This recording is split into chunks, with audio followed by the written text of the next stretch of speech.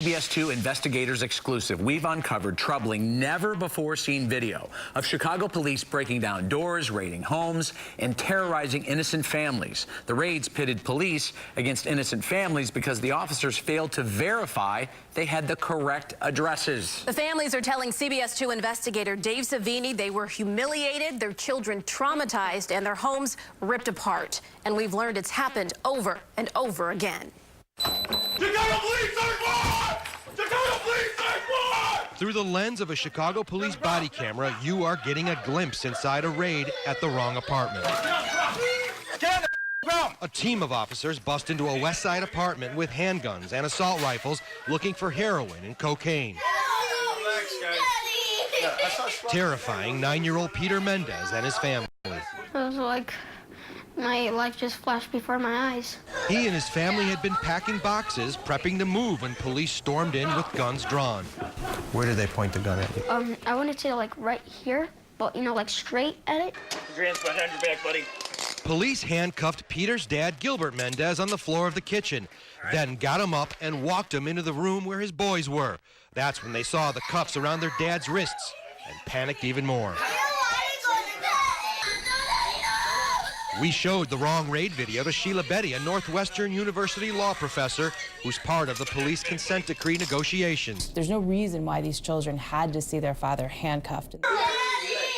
The children's screams are just heartbreaking. Betty says that can traumatize a child. She also says children shouldn't have guns pointed at them. When a police officer points a gun at somebody, it is a use of force. Just the saddest moment. They really hurt you that day. The CBS2 investigators broke this wrong raid story in August. Around the same time, another bad raid took place and was recorded by a neighbor. They got a warrant in their hand. A SWAT team, including an armored vehicle, surrounded Ebony Tate's house. It was just fear, because I didn't want to make the wrong move. I didn't know what was happening. Once again, police had the wrong address and held more children at gunpoint, says Tate's mother. And then they had a gun this close to your face. Kids too? Yes. She says her 13-year-old grandson had a gun trained on him. Where did they point the rifle? I'm like, oh my God, please don't let him shoot my baby. If he hadn't moved or tripped or anything, who's to say what the cop would have done? The CBS2 investigators are uncovering a pattern of officers getting warrants with bad addresses that were signed off and approved by their superiors, prosecutors, and judges. Even before these two bad raids, there was this one. Yeah, they used a tank, rammed the door. In January 2017, Sharnia Phillips says a SWAT team busted through her door and used a flashbang grenade. If I just would have stepped over 1 inch, I would have been right behind that door. You would have gotten smashed. I would have gotten smashed. She says police tore through her place looking for a stash of assault rifles with laser scopes. What did they find? This .38 caliber Ruger. Which you had a license to have. Which I have license to have. Why did she have it? It was for her job as a parole officer. Thank God she didn't bring her pistol down. Peter Cantwell, Phillips' attorney, says if she'd been holding her gun, she could have been shot. So you could have been killed that night. I could have been killed. So this is just irresponsible. It's reckless, and it's reckless disregard. Another troubling pattern involves officers and supervisors apparently failing to follow multiple department rules during raids. You're going to get a copy of the search warrant. These families say police repeatedly refused to tell them why they were being raided and waited until they were done searching before ever turning over the warrants. They gave me the search warrant after they tore up the house. They never showed me a warrant until after 2 hours. CPD rules say warrants need to be turned over promptly. Had that been done, police would have quickly learned they were in the wrong homes. They live upstairs. They live upstairs. Why don't you just... Even more egregious in the Mendez case, police can be heard whispering about raiding the wrong place. He gave us the wrong apartment. He gave us the wrong apartment. Bad information from a confidential informant. He gave us the wrong apartment. Information they were supposed to independently investigate and verify. He said up the stairs, and it's the first door right there. I'm saying upstairs based on the windows in the picture.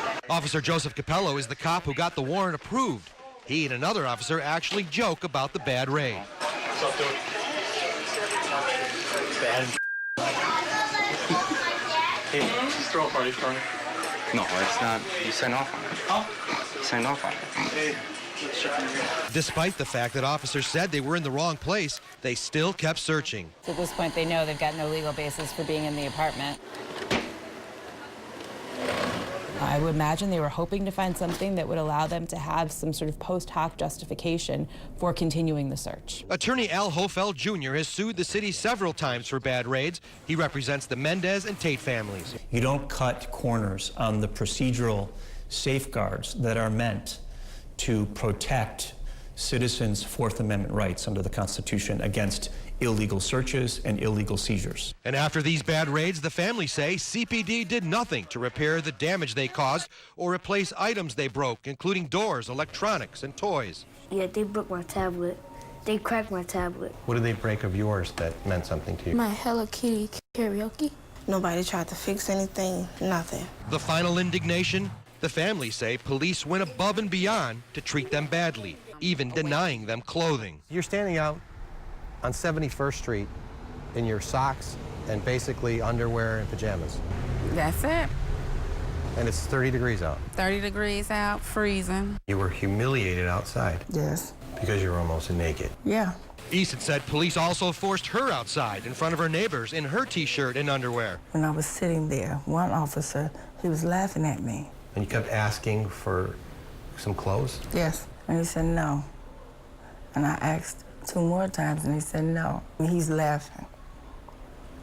You can imagine how that feels. Finally, Gilbert Mendez wasn't freed from his cuffs until after his wife actually got a hold of the warrant. They live upstairs. No, I'm keeping this. I'm keeping this. You keep it. That's when police finally left. We've been trying to interview Police Superintendent Eddie Johnson for months about these wrong raids and how often they happen. After no answers, we tracked him down at a news conference tonight. He told us they do keep track, but he didn't have the numbers off the top of his head. Then, when I told him we have been asking for those numbers, he didn't answer me. A lawsuit going to be filed tomorrow for the Tates by Al Hofeld Jr., so we'll be covering that. So they're not giving the numbers. Are we hearing anything about whether these officers have been disciplined or reprimanded? We asked for all the records involving these cases. We've gotten nothing. All right, stay on top of it. So lawsuit tomorrow. Lawsuit tomorrow. Thank you, Probably Dave. another one after that, right? Probably. Okay, thanks.